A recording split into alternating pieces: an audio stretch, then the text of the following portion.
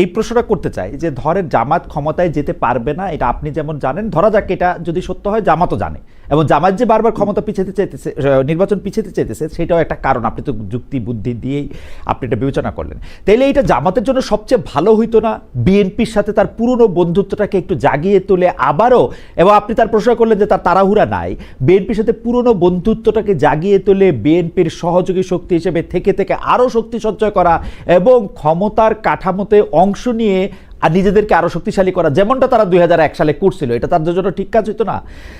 আমার এই প্রশ্নটা আমি এই কারণে করতেছি, কারণ আমি দেখতে পাইতেছি যে প্রথম আলো ডেলিশনের কথা আবার আসি, আমি জীবনে এরকম দেখি নাই যে বিএনপির আয়োজিত সভায় বা কোনো দলের আয়োজিত সভায়, মানে বিএনপির একজন ভারপ্রাপ্ত চেয়ারম্যান তিনি দেশে ফিরবেন, সেই সভার মধ্যে অংশগ্রহণ করে সম্পাদকরা কেন তারেক রহমানের আরো আগে আসা উচিত ছিল, তারেক রহমান আসলে দেশের কি হয়ে যাবে, এগুলি বলতে শুরু করছে, কারণ তারা দেখতে পাচ্ছে যে বিএনপি ক্ষমতায় আসতেছে। তো জামাতও তো এটা দেখা, জামাতেরও তো একই কাজ করা উচিত ছিল, তাই না?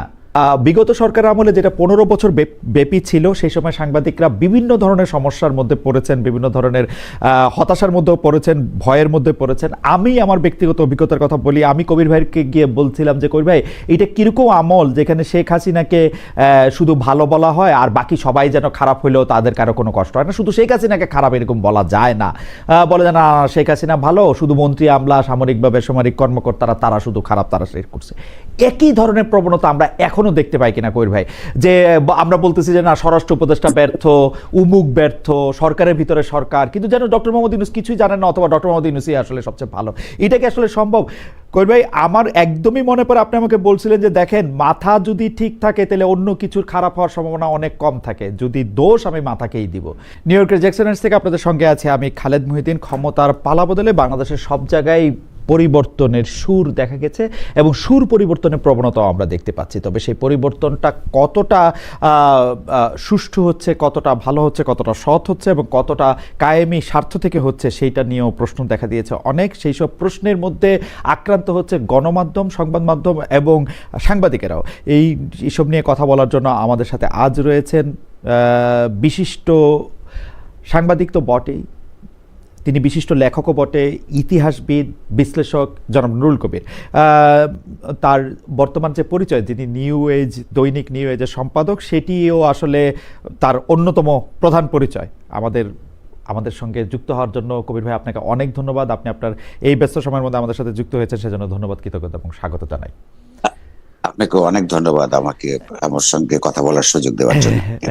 কবির ভাই, আমি একটু দর্শকদেরও বলি যে কবির ভাই আমাদের শুধু অগ্রজয়ী নন, তিনি আমাদের অনেকেরই শিক্ষক। অনেক বিষয়ে আমরা অনেক জায়গায় আটকে গেলে আমরা কবির ভাই শরণাপন্ন হই। বিশেষ করে আমি কবির ভাই শরণাপন্ন নানা কারণে, নানা সময়, নানা রকম ভাবেই হয়েছিলাম।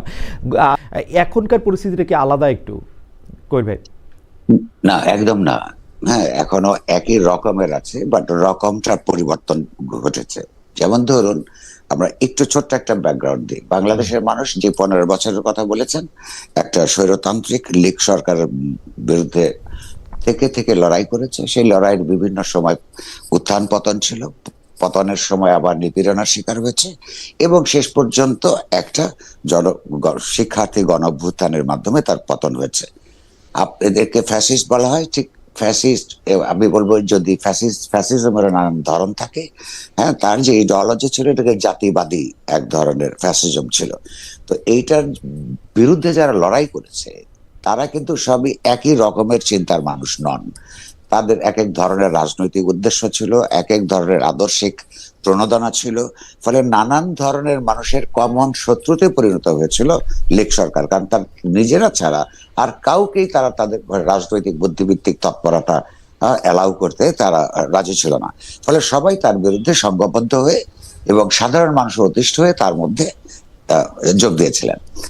তারপর মাত্র 3 সপ্তাহে 1500 মানুষের হত্যাকাণ্ড, প্রায় 20,000 মানুষের আপনার নানা ধরনের আহত হওয়া, তার মধ্যে একটা কয়েকশো 600-700-র মতো মানুষের সারা জীবনের জন্য দৃষ্টি শক্তি হারিয়ে ফেলা, মাত্র 3 সপ্তাহ সময়ের মধ্যে যে নিপীড়নমূলক ব্যবস্থা চালু করেছিল। এবং আপনি লক্ষ্য করবেন, কখনো কখনো মানুষ ভুলে যায়, এই গত আপনার শিক্ষার্থী গণঅভ্যুত্থানের একটা অন্যতম বৈশিষ্ট্য ছিল নারীর অংশগ্রহণ।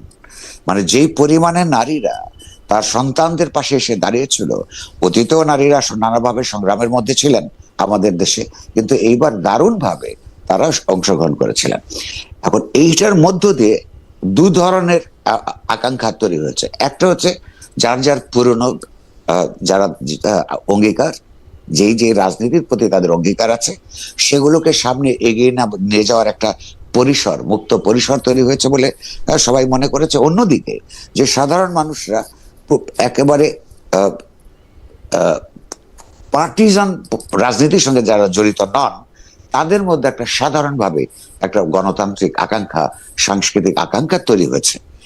তাহলে যেটা প্রয়োজন ছিল, এরকম একটা গণঅভ্যুত্থানের মধ্য দিয়ে একটা সরকারের পলায়নের পর যেই সরকার প্রতিষ্ঠিত হবে, আমরা এখন যে বা তখন থেকে যে একটা নাম দিয়ে চলেছে একটা অন্তর্বর্তীকালীন সরকার, সেই অন্তর্বর্তীকালীন সরকারের ওই রাজনৈতিক প্রজ্ঞা থাকবার কথা ছিল যে গণঅভ্যুত্থানের মধ্য দিয়ে যে আকাঙ্ক্ষাগুলো তৈরি হয়েছে, সেই আকাঙ্ক্ষাগুলো ধীরে ধীরে এগুলোকে বাস্তবায়ন করার প্রক্রিয়ার পাশাপাশি এই যে সংস্কার কর্মসূচি এবং নির্বাচন দিকে যেমন এগোতে হবে, তেমনি এগুলোর যার এই এত বড় অপরাধের জন্য তাদেরকে বিচারও করতে হবে। অর্থাৎ তিনটা, একটা হচ্ছে বিচার, সংস্কার এবং নির্বাচন।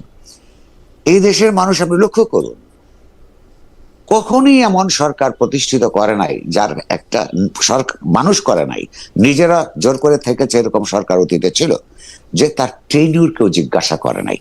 পৃথিবীতে কোনোদিনও কোনো সরকারের অনির্দিষ্টকালের টেনিউর থাকতে পারে না। কিন্তু আমরা লক্ষ্য করেছি যে এই সরকার প্রতিষ্ঠিত হবার পর যাদের নিয়ে সরকার প্রতিষ্ঠিত হয়েছে, তাদের দেশপ্রেম আমি প্রশ্ন করি না, কিন্তু তাদের রাজনৈতিক প্রজ্ঞা সম্পর্কে আমার সেদিনও প্রশ্ন ছিল, এখনো আছে এবং ভবিষ্যতেও থাকবে। কারণ এই যে আকাঙ্ক্ষাগুলোকে কিভাবে জড়ো করতে হয়, তার আকাঙ্ক্ষাগুলোকে কিভাবে বাস্তবায়নের প্রক্রিয়া নিতে হয়, তার যে রাজনৈতিক অভিজ্ঞতা এটা তাদের ছিল না। এটা অধ্যাপক ইউনূসেরও ছিল না এবং তার সঙ্গে যারা সহকর্মী আছেন তাদেরও ছিল না। অধিকাংশেরই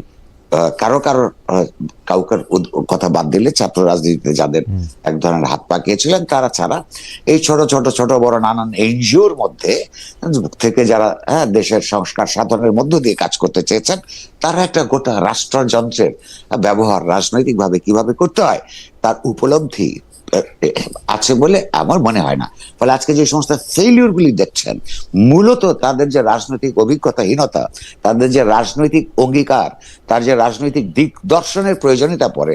রাষ্ট্র তো একটা পুরোপুরি রাজনৈতিক সংগঠন, এই সংগঠনকে কোন দিকে কিভাবে নিয়ে যেতে হয়, কিভাবে মতাদর্শিক উপাদানগুলোকে বাস্তবায়ন করতে হয়, সর্বোপরি এই অধিকাংশ মানুষ যারা বিভিন্ন দৃষ্টিভঙ্গি নিয়ে রাস্তায় নেমেছিলেন, তাদের মেজরিটি মানুষের কি আকাঙ্ক্ষা, তার যে রাজনৈতিক রূপ দেওয়া এবং সেই রূপকে বাস্তবায়ন করবার চিন্তা, চেতনা, অভিজ্ঞতা, আকাঙ্ক্ষা কোনোটাই তাদের ছিল না। তারা এক ধরনের লুজ টাইপের, যে তরল, তাদের দেশের জন্য ভালোবাসা আছে আমি এখনো বিশ্বাস করি, আবার ক্ষমতাকে পেলে ক্ষমতাকে যে সুষ্ঠুভাবে ব্যবহার করতে হয়, এইটা যতক্ষণ না আপনি কাউকে ক্ষমতা দিচ্ছেন ততক্ষণ পর্যন্ত তার পরীক্ষাটা হয় না। এদের মধ্যে অনেকেই আছে ক্ষমতাকে অপব্যবহার করছেন, সেটাও আছে, সেটা ক্ষমতার একটা অন্তর্গত সমস্যা। এই কারণে ক্ষমতাকে আপনার জনসমাজের দিক থেকে, সংবাদ মাধ্যমের দিক থেকে, রাজনৈতিক দিক থেকে অপোজিশনাল একটা চাপের মধ্যে রাখতে হয়। সেইটা রাখবার চেষ্টা এখনো পরিপূর্ণভাবে হচ্ছে না, কারণ সবাই নির্বাচনের যে দিকে চেয়ে আছে। করবে ডক্টর মোহাম্মদ ইউনূসকে আপনার মনে হচ্ছে কিনা যে ক্ষমতার অপব্যবহার উনি করছেন, উনি উনার নিজের স্বার্থকে দেশের স্বার্থের চেয়ে বেশি সামনে রাখছেন? সেই স্বার্থের মানে আর্থিক স্বার্থ নাও হতে পারে, আপনি সেটা বলছেন, মানে হতে পারে যে তার কাছে যেটা আদর্শ মনে হয়। জি, ওনার একটা বড় ভুল উনি শুরুতে করেছেন। আমরা জীবনে প্রত্যেকেই ছোট বড় ভুলের মধ্য দিয়ে আমাদের জীবনে এগোয় অথবা পিছিয়ে যায়। ওনার এইটা স্বার্থবাদিতা আমি এখনো বলবো না, আমি বলবো যে একটা বিরাট ভুল তিনি করেছেন। এই যে ক্ষমতায় আসবার প্রায় সঙ্গে সঙ্গে গ্রামীণ সংক্রান্ত যতগুলো প্রতিষ্ঠানের পক্ষে উনি যে তার সমস্যার সমাধানের ক্ষেত্রে যে তড়িৎ বেগে কাজগুলি করেছেন, এইটা উনি ঠিক করেননি। কারণ হচ্ছে আপনি যখন অনেকের দায়িত্ব নেন এবং সমাজে যখন অনেক মানুষ ক্ষতিগ্রস্ত থাকে, আপনি সবার দায়িত্বটা শেষ করে নিজের দায়িত্ব গ্রহণ করা হচ্ছে যে কোনো মহৎ আদর্শের আপনার Right. দাবি। তো উনি তার এই সমস্যাগুলো সমাধান করবার আগে, হ্যাঁ, তার আরো অনেকের সমস্যা, অনেক কোম্পানির সমস্যা, এগুলো সমাধানের দিকে যেতে পারতেন। কিন্তু এই তাড়াহুড়াটা তিনি করেছেন, আমার ধারণা যে এইটার জন্য তার সারা জীবন তাকে করে করে খাবে। উনি এখন ইতিমধ্যেই উনি বোঝেন কিনা আমি জানি না, এইটা তিনি করেছেন। কিন্তু তার মূল সমস্যাই হচ্ছে তার সরকারের ঠিক রাজনৈতিক দিগদর্শন না থাকা। তার একটা নন পলিটিক্যাল মাইন্ডস, তাদের নিয়ে সরকার গঠন করা এমন একটা সময় যখন বাংলাদেশে রাষ্ট্র ক্ষমতায় থাকা উচিত ছিল সব রাজনৈতিক ভাবে সবচেয়ে সংবেদনশীল, সবচেয়ে রাজনীতি সচেতন, ইতিহাস সচেতন যে সংগঠনটা হওয়া উচিত ছিল সরকার হিসেবে, সেটা হয় নাই। তারই দুর্ভোগ আমাদেরকে পোহাতে হচ্ছে। রাজনৈতিক দিগদর্শন না থাকা, সরকারের ভিতরে সরকার, এই প্রসঙ্গগুলি নিয়ে আমরা আরেকটু ইলাবোরেট ভাবে আপনার কাছে আসবো। তবে কতগুলি প্রসঙ্গের খুব দ্রুত একটু অবতারণা করতে চাই, তারপর আবার আমরা ওই মধ্যে আসবো। কবির ভাই, আমরা দেখেছি যে ডেইলি স্টার প্রথম আলো আক্রান্ত হওয়ার পর বা ডেইলি স্টার প্রথম আলোর উপর আক্রমণ হওয়ার পর বলা হচ্ছে যে এখন তো আসলে মত প্রকাশের স্বাধীনতা দূরে থাক, বেঁচে থাকাই মুশকিল হয়ে গেছে। আমাদের প্রশ্ন এখানে দুইটা, ডেইলি স্টার প্রথম আলোয় প্রথম সংবাদ মাধ্যম কিনা যারা আক্রান্ত হলেন, এবং আমি যদি ধরে নিই যে ডেইলি স্টার এবং প্রথম আলো আক্রান্ত না হইল, ওই দিন আক্রান্ত না হইতো, কিন্তু একজন হিন্দু লোককে পুরায় মারা হইতো, খুলনায় একজন সাংবাদিককে গুলি করে হত্যা করা হইতো, তাহলে একই কথা ডেইলি স্টার সম্পাদক জনাব মাহফুজ আনাম মঈন বলতেন কিনা যে আমাদের আসলে মত প্রকাশ স্বাধীনতা দূরে থাক, বেঁচে থাকার স্বাধীনতাও নাই। মানে যে দুইটা পত্রিকা আমাদেরকে সবচেয়ে বেশি মানুষ পড়তেছে বলে দাবি করতেছে বা আমাদেরকে লিড করতেছে, তাদের সম্পাদকরা শুধু নিজেরা আক্রান্ত হওয়ার পরেই কি বুঝতে পারলেন যে দেশে আসলে মত প্রকাশের স্বাধীনতা নাই, বা এই প্রথম সংবাদ মাধ্যম আক্রান্ত হইল? এটা কিরকম?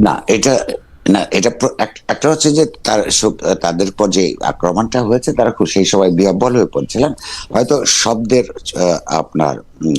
শব্দের প্রয়োগ, বাক্য বিন্যাসের মধ্যে, হ্যাঁ, তার এই যে ত্রুটি বলবো আমি, যেটা আপনি ধরেছেন, হ্যাঁ, এটা তার হয়েছে। কিন্তু ধরুন মত প্রকাশ কি তিনি বন্ধ রেখেছেন? তারপরের দিনই তো আনবাউড বলে উনি পত্রিকা বের করেছেন। অর্থাৎ ওইটা একটা দুঃখের কথা, সেই, হ্যাঁ, কষ্টের কথা। আর এইটাও তো সত্য নয় যে অন্য সময় অন্য না, এইটাইতে এইখানেই প্রথম আগুন লাগেনি। অন্যান্য পত্র পত্রিকা, মিডিয়া প্রতিষ্ঠান আক্রান্ত হয়েছে, বন্ধ হয়েছে আওয়ামী লীগ আমলে। কিন্তু এটা কিন্তু ভুলে গেলে চলবে না, তখন মতিউর রহমান এবং মাহফুজ আনাম সহ আমরা সকলে কিন্তু সেগুলোর প্রতিবাদ করেছি, বিবৃতি দিয়েছি, এডিটোরিয়াল লিখেছি। এই যে ধরুন এই এখন যারা এইসব কথা বলছেন যে আমরা তখন করেছি কিনা, আসলে মানুষের আপনার শর্ট মেমোরির কারণে তখন কিন্তু তারা এটা দাঁড়িয়েছেন, কিন্তু যে এইরকম ভাবে দাঁড়ান নাই। কিন্তু আর এইরকম ভাবে এই ঘটনা তো ঘটেও নাই যে একটা বিল্ডিং এর মধ্যে উপরে ভেতরের লোক রেখে চারপাশ দিয়ে আগুন লাগিয়ে দেওয়া। অর্থাৎ একেবারে সেই ইউরোপে মধ্যযুগে যেভাবে ভিন্ন মতাবলম্বীদেরকে আপনার পুড়িয়ে মারা হতো, সেই পুড়িয়ে মারার যে পরিকল্পনা, এইরকম করে আপনি বিশ্বাস করবেন কিনা আমি জানি না, কারণ এরা এখনো এক ধরনের বিহ্বলতার মধ্যে আছেন। সেই দিন যদি আর 20 থেকে 25 মিনিট কিংবা আধ ঘন্টা যদি ছেলে মেয়েদেরকে উদ্ধার করা না যেত, তারা কিন্তু সেইখানে সাফোকেশনের কারণে শ্বাসরুদ্ধ হয়ে মৃত্যুবরণ করতো। তো এইটা এডিটর সাহেব যেদিন এটা শোনেন, সেই দিন তার যার সঙ্গে সবচেয়ে ঘনিষ্ঠভাবে কাজ করে তার ব্যাপারে তো সংবেদনশীলতা বাড়ে। হ্যাঁ, সেইটার কারণে হয়তো এটা বলেছেন, কিন্তু এটা মিন করেছেন বলে তো প্রমাণ নাই। কারণ তিনি তারপরও তো শুধু প্রথম আলোর জন্য বা ডেইলি স্টারের জন্য আসেন নাই, তো গোটা সংবাদ মাধ্যম প্রতিষ্ঠানগুলোর স্বাধীনতার জন্য বলেছেন, এবং নিজেরাও মরবার ঝুঁকি থাকলেও মত প্রকাশ বন্ধ করেননি। এটা নিয়েও আমরা আসলে একটু পরে ইলাবোরেট আলোচনা করতে পারবো যে আমরা সাংবাদিকরা কখন কোনভাবে কোন নৈতিক অবস্থান নেই বা না আমাদের এজেন্ডা কায়েম করি কিনা। কিন্তু আমি আরেকটা প্রসঙ্গে আসতে চাই, কারণ এই প্রসঙ্গগুলি বলে রাখা দরকার। অনেকগুলি প্রসঙ্গ আছে। একটা হচ্ছে যে কবির ভাই, আমরা কিন্তু গত 15 মাস ধরে, যদি আমরা এই অন্তর্বর্তীকালীন সরকারের সময়টা 15 নাকি মানে প্রায় 1.5 বছরের মতো সময়, 15 মাস আমি কেন বলতেন, মানে আপনি জামায়াতে ইসলামীকে বা যারা ফার রাইটিস্ট আছে তাদের ক্ষেত্রে আপনার কিছু শক্ত অবস্থান আছে। ফার রাইটিস্ট বলেও আমি আসলে সংজ্ঞায়ন করতে চাই না, আমি জামাত ইসলামী বলি। আপনার কিছু শক্ত অবস্থান আছে, আপনি কিছু ক্ষেত্রে তাদেরকে প্রকাশ্যে মুনাফেক বলেছেন, আপনি কিছু ক্ষেত্রে তাদেরকে বলেছেন যে তারা এই কাজটা ঠিক করছে না। জামাতে ইসলামী আবার একটা বিবৃতিও দিয়েছে, সেই বিবৃতি দিয়ে বলেছে যে আপনি অসত্য কথা বলেছেন। আমার প্রশ্ন এখানে করবে দুইটা, আপনাকে শিক্ষক হিসেবে এটা আমার প্রশ্ন যে আপনি একজন সাংবাদিক, আপনি এরকম একটা দলের বিরুদ্ধে এইরকম একটা অবস্থান আসলে আপনি নিতে পারেন কিনা, এইটা জার্নালিজমের দিক থেকে এথিক্যাল কিনা। দুই হচ্ছে তারা যে আপনার বিরুদ্ধে অভিযোগ আনছে যে আপনি অসত্য কথা বলছেন, এইটা ঠিক কিনা, আপনি যদি আমাদের একটু বলেন। কবির ভাই। জি, ধন্যবাদ। এক নম্বর হচ্ছে যে আমি লিখিতভাবে বছরের পর বছর বলেছি এবং আমি বক্তৃতা করতেও বলি, সাংবাদিকতা এক ধরনের রাজনৈতিক তৎপরতা। এই জন্য রাজনৈতিক তৎপরতা যে যে কোনো রাজনৈতিক আদর্শ কতগুলি সাংস্কৃতিক বুদ্ধিবৃত্তিক আপনার জমির উপরে দাঁড়ায়। ফলে আপনি যদি গণতান্ত্রিক রাজনৈতিক ব্যবস্থায় বিশ্বাস করেন, সেই এরকম একটা রাজনৈতিক ব্যবস্থা কখনোই টিকে থাকবে না যতক্ষণ পর্যন্ত না সমাজের ভেতরে অধিকাংশ মানুষের মন এবং মননের মধ্যে গণতান্ত্রিক চিন্তা ভাবনার উদ্রেক করা এবং তাকে বিকশিত করবার দিকে না যায়। ফলে আমি যেহেতু এই দেশে প্রতিটা নাগরিকের সৃষ্টিশীল গণতান্ত্রিক উত্থান চাই, কারণ মানুষের অসাধারণ পোটেনশিয়াল আছে দারুণভাবে বিকশিত হবার, সেইটা নিশ্চিত করবার জন্য রাষ্ট্র ব্যবস্থা যেহেতু জগতে আছে, গণতান্ত্রিক রাষ্ট্র কাঠামো প্রয়োজন পড়ে। সেইটা গণতান্ত্রিক রাষ্ট্র কাঠামোর দায় যখন হয় অধিকাংশ মানুষের সমস্যার সমাধান প্রথমেই করা, আস্তে আস্তে গোটা সমাজের গণতান্ত্রিক রূপান্তর নিশ্চিত করা, সমাজে ন্যায় বিচার প্রতিষ্ঠা করা, সমাজের বৈষম্য দূর করা, এই রাজনৈতিক, এগুলো সবই রাজনৈতিক ব্যাপার। এই রাজনৈতিক মতগুলিকে সমাজে প্রতিষ্ঠা করতে না পারলে আপনার রাজনৈতিকভাবে গণতান্ত্রিক রাষ্ট্র প্রতিষ্ঠিত হয় না। ফলে এই ধরনের চিন্তার বিরুদ্ধে যারা আছে তাদের যে রাজনীতি, সেটাকে সমালোচনা করা ছাড়া আপনি একটা বুদ্ধিবৃত্তিক তৎপরতা পরিচালনা করা যায় না। এই কারণেই রাজনৈতিক সাংবাদিকতা মানে আসলে প্রত্যেকটা সংবাদপত্রের তাকে একটা করে এডিটোরিয়াল পলিসি আছে। প্রায় সবাই যে সেই পলিসিগুলি তো আসলে রাজনৈতিক বুদ্ধিবৃত্তিক তো একটা তৎপরতা, একটা রাজনৈতিক তৎপরতা। সাংবাদিকতা একটা বুদ্ধিবৃত্তিক তৎপরতা, বা সেটা দুই ভাবে দেখা। একটা হচ্ছে যে মানুষকে আপনি তথ্য দিবেন, আপনি যখন তথ্য দিবেন তখন কোন অবস্থাতেই আপনি অসত্য কথা বলতে পারবেন না, এটাই সাংবাদিকতার নিয়ম থাকা উচিত। আর সেই তথ্যটা যখন আপনি বিশ্লেষণ করবেন, সেইটার প্রত্যেকেই আসলে আপন আপন রাজনৈতিক দর্শনের দিক থেকেই বিশ্লেষণ করে। আমিও তাই করি। জামায়াতের ব্যাপারে আপনি বলছেন না, যেমন আমি একটা লক্ষ্য করুন, পরিষ্কারভাবে আমার উপর সেই দিন যারা আক্রমণ করেছে সেখানে শিবিরের লোকেরা ছিল। আমাকে কিন্তু রাষ্ট্রের দিক থেকে প্রশ্ন করেছে, অনুরোধ করেছে একটা মামলা করবার। আমি কিন্তু মামলাটা করি নাই, কারণ এটা আমি ব্যক্তিগতভাবে নেই না, এটা আবার পার্সোনাল ইস্যু না। আপনি লক্ষ্য করুন, আমি একটা সংগঠিত শক্তির ও গণতান্ত্রিক তৎপরতার বিরুদ্ধে কথা বলবো, আমি তো অথচ লিখবো, অথচ আমি তো আশা করতে পারি না যে তারা ওইখানে গেলে আমাকে ফুলের মালা নিয়ে দাঁড়িয়ে থাকবে। আমার অসংখ্য বন্ধু শুভান অধ্যায় প্রশ্ন করেছে, আপনি একা ওখানে গেলেন কি করে, আচ্ছা বা গেলেন কেন, আরো তো ঘটনা ঘটতে পারতো। আমি এটা জেনেই গেছি, আমার মনে হয়েছে ওইখানে আমার যাওয়া কর্তব্য। এই কর্তব্য বোধের মধ্যে যদি ভুল থাকে, আপনি যদি সেইটাকে বলেন যে এটা ভুল ছিল, সেটা একটা আলাদা বিতর্ক, আমি তো আপনার সঙ্গে তর্ক করতে রাজি আছি। কিন্তু ওইখানে আমার উপর যে তারা আক্রমণ করেছে, তো সেইটা তো অত্যন্ত স্বাভাবিক। তবে এর মধ্যে দুঃখজনক যেটা হলো, এই যে এখানে আরেকটা, এই যে জামায়াতের মুনাফিকের কথা বলছেন, তারা, আমি ওইখানে গেছি তাদের রাজনৈতিক ভাবে তাদেরকে বিরোধিতা করি, ব্যক্তিগতভাবে তাদের সঙ্গে আবার কোনো বিরোধ নাই। তারা সেই কথা বলে আমাকে আক্রমণ করবার সৎসাহস দেখাতে পারে নাই। তারা আমাকে আওয়ামী লীগ বলে আখ্যায়িত করে তারপরে আক্রমণ করেছে। এই যে আরেকটা মুনাফিকি, তারা কিন্তু আমাকে আক্রমণ করছে কারণ আমার এখানে একটা সেকুলার ডেমোক্রেটিক রাজনৈতিক ব্যবস্থা আমরা চাই। আর এর চাইতে যারা বড় কুতুব সেকুলারিজমের কি কি সমস্যা আছে সেগুলি নিয়ে আলাপ করে, সেই আলোচনায় আমরা বিতর্কে অংশগ্রহণ করতে রাজি আছি। সেটা হচ্ছে একটা একাডেমিক বিতর্ক। ধরুন যে ফরাসি সমাজে যখন 1789 সালের বিপ্লবের সময় সেকুলারিজমের কথা বলা হয়েছিল, তার একটা রাজনৈতিক প্রেক্ষাপট আছে। আজকে আপনি বলতে পারেন সেটা তো আপনার বাস্তবায়িত হয় নাই, তাহলে সেকুলারিজমের পুরো জিনিসটাই তো অবাস্তবায়নযোগ্য করে তুলেছে।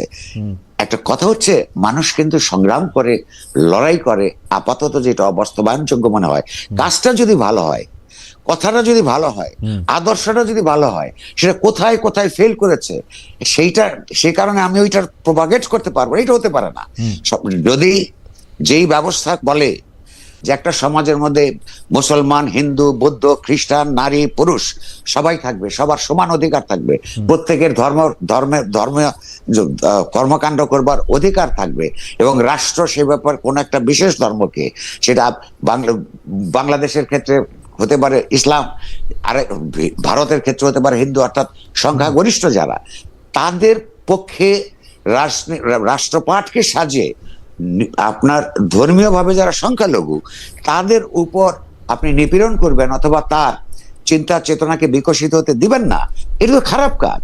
তো সেকুলারিজম ইউরোপে ব্যর্থ হয়েছে বলে এইটার নাম আপনি আরেকটা অন্য কিছু দিতে পারেন, সেইটার জন্য আমি লড়াই করব, এটাই স্বাভাবিক। অসম্ভবের জন্য মানুষ লড়াই করে, আমাদেরও তাই কাজ। আর এখানে দ্বিতীয় পার্টটার উত্তর হচ্ছে যে তারা আমাকে বলেছেন যে আমি 3টা অভিযোগ এনেছি তাদের ব্যাপারে। এক হচ্ছে তারা ঐতিহাসিক ভাবে তারা মুনাফিকি করে, কারণ মুখে বলে একটা, কাজ করে আরেকটা বলেছি তারা ধর্মকে দারুণভাবে ব্যবহার করছে, হ্যাঁ, যেটা ইসলামের যে অন্তর্গত শক্তি, ইসলামের মধ্যে যে গণতন্ত্র পরায়ণতার যেটুকু অংশই থাকুক, সবচেয়ে বড় কথা ইসলাম ধর্মের বিকশিত হয়েছে জনস্বার্থের প্রতি আর বিশ্বস্ত থেকে। অধিকাংশ নিপীড়িত মানুষের কথাই আছে যে জুলুমের বিরুদ্ধে, জালেমের বিরুদ্ধে মজলুমের পক্ষে লড়াই করে ইসলাম বিকশিত হয়েছে। তো এখন জামাত ইসলাম আর ইসলাম এক কিনা আমি বরাবর ব্যাখ্যা করি এটা এক নয়। এটা আমি আমার ব্যাখ্যা দিবার আগেই বলে রাখি, এই দেশেরই অসংখ্য আলেম আছেন যারা জামাত ইসলামকে হাত থেকে ইসলামকে রক্ষা করবার কথা বলে। তো আমার মতন একটা ছোট্ট প্রশ্ন যদি করে রাখি, যে বাংলাদেশের রাজনীতিতে ধর্মের ব্যবহার তো মোটামুটি ভাবে সবাই করে, মোটামুটি না মানে অ্যাবসলিউটলি ধর্মের ব্যবহার করেই বাংলাদেশের রাজনীতিটা চলে একদম। এবং যারাই করে সেটার বিরুদ্ধে আমরা, কারণ আর কিন্তু জামাত ইসলামী নামটা কি করেছে, ইসলামকে কিভাবে ব্যবহার করে, এই 3টা। আর আরেকটা অভিযোগ আমি করেছি, 3 নম্বরটা হচ্ছে যে তারা নির্বাচনটাকে পিছিয়ে দেবার চেষ্টা করছে। আচ্ছা, এখন আমি আপনাকে একটা করে উত্তর দিচ্ছি, হ্যাঁ, এবং আমাকে বলেছে আমি মিথ্যাচার করেছি। এই যে তারা মিথ্যাচার করেছে তার প্রমাণ কি হিসাবে তারা বলেছে যে তারা ধর্মকে নির্বাচনের ক্ষেত্রে ব্যবহার করছে না। অথচ আপনি যদি সোশ্যাল মিডিয়া দেখেন, আমাদের যে রিপোর্টস আছে, হ্যাঁ, সেগুলিতে বিভিন্ন জায়গায় তারা বলে বেড়াচ্ছে যে বেহেশত দোজখের সঙ্গে জামায়াতকে ভোট দেওয়ার সম্পর্ক আছে। এটা জামায়াতের যে এইখানে মজাটা হচ্ছে যে এই ক্ষেত্রে তারা আবার বলতেছে ওইটা তার নিজস্ব মত। আচ্ছা, এটা বলছি, আমি আসছি সেই জায়গায়, এটা আরেকটা মুনাফিকি। হ্যাঁ, আচ্ছা আচ্ছা, এই জামায়াতের প্রার্থীর পক্ষে যারা কাজ করছে তাদের অনেকের বক্তব্য আপনি এখন সার্চ দিলে পাবেন। এআই দিয়ে কিছু কিছু হয়েছে, হ্যাঁ, সেটা সত্য, অনেকে বাড়িয়ে বলেছে, কিন্তু সত্য যেগুলো আছে পরীক্ষায় পাবেন, তার মধ্যে প্রতিদিন আপনি দেখতে পাবেন যে তারা তার এই ভোটটাকে বেশ ইসলামের সঙ্গে লাগিয়ে ফেলেছে। আপনি লক্ষ্য করুন, ঠিক এই কাজটাই পাকিস্তান আমলে মুসলিম লীগ এবং সামরিক শাসকরা বাংলাদেশের মানুষের যখন স্বায়ত্তশাসন আন্দোলন করত, তার অধিকারের জন্য আন্দোলন করত, সেইটাকেই তারা ইসলাম বিরোধী আন্দোলন হিসেবে, পাকিস্তান বিরোধী আন্দোলন মানে হচ্ছে ইসলাম বিরোধী আন্দোলন হিসেবে আমাদের এইখানকার আন্দোলন সংগ্রামকে দমন করবার চেষ্টা করেছে। এই কারণেই কিন্তু মানুষের যেমন একটা রাষ্ট্রের যখন বিরাট আপনার রাজনৈতিক ঐতিহাসিক অভিজ্ঞতার ভিত্তিতে যখন সংবিধান তৈরি করে, সেই সংবিধান সেগুলো আমাদের মতো করে হয় নাই, এবং যেভাবে হওয়া উচিত ছিল সেভাবে হয় নাই, সেটা আরেক বিতর্ক, আরেকদিন আমরা আগে করেওছি আমরা। কিন্তু এই পার্টিকুলার পার্টটা দেখুন, 23 বছর ধরে যখন একটা রাজনৈতিক গোষ্ঠী, একটা জনগোষ্ঠী দেখেছে যে ধর্মের নামে আমাদের গণতান্ত্রিক অধিকারকে তারা পাকিস্তানি শাসক শ্রেণী আপনার নষ্ট করতে চেয়েছে। সেই কারণেই সেকুলার রাজনীতির কথা বলা হচ্ছিল, যাতে আর কেউ ধর্মের নামে আপনার এই রাজনীতিটা করতে না পারে। তো এখন আপনি কথা ঠিক বলেছেন, প্রত্যেকেই, এই আওয়ামী লীগ বলুন, বিএনপি বলুন, হ্যাঁ, তারা প্রত্যেকেই ধর্মকে রাজনীতিতে ব্যবহার করেছে, কিন্তু সেইটা দিয়ে ধর্মের ক্ষতি হওয়া ছাড়া, হ্যাঁ, আপনার গণতান্ত্রিক রাজনীতির বিকাশের অন্তরায় হওয়া ছাড়া আর কোনো কাজ হয় নাই। দ্বিতীয়ত, আপনি আর জামাত যেটা করেছে, জামাতে ইসলাম এবং ইসলামকে তারা একাকার করে উপস্থাপন করছে, এইটা বাংলাদেশের গণতন্ত্রের বিকাশের জন্য এবং ইসলামের জন্য। ইসলাম তো আমি বলছি যে জালেমের বিরুদ্ধে, জুলুমের বিরুদ্ধে মজলুমের লড়াই হওয়ার কথা। আপনি বলুন 1971 সালে এই দেশে যখন বাংলাদেশের স্বাধীনতা যুদ্ধ চলছে, এই জালেম কারা ছিল? পাকিস্তানিরা ছিল। সেই পাকিস্তানি শাসক শ্রেণীর সেনাবাহিনী ছিল। জামাত ইসলামী তাদের পক্ষে অবলম্বন করেছিল। এটা জালেমের পক্ষে দাঁড়ালো, নাকি জালেম যাদের উপর আপনার নিপীড়ন শুরু করলো, যেই নিরস্ত্র মানুষের উপর হত্যা, অগ্নিকাণ্ড, রেপ, সেই তাদের পক্ষে অবলম্বন করলো? তো এই কাজ করে তারা ইসলামের শক্তি নিজেকে কিভাবে নিজেদেরকে প্রচার করতে পারে এবং সে ইসলামের পক্ষে যায় কি করে? কিংবা ধরুন এই যে এখনো যে অভিযোগগুলি আপনি লক্ষ্য করুন, তো যে তারা তো মিথ্যাচার করে, এবং আপনি বলছেন যে তারা বলে যে ওইটা আমাদের তার ব্যক্তিগত মত।